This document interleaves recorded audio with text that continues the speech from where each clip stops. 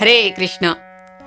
ఈరోజు మనం ఒక ముఖ్యమైన ప్రశ్న వేసుకోవాలి. మన పిల్లలు బాగా చదువుతున్నారు, రాత్రింబవళ్ళు కష్టపడుతున్నారు, మంచి మార్కులు కూడా తెచ్చుకుంటున్నారు. కానీ ఒకసారి గమనించారా?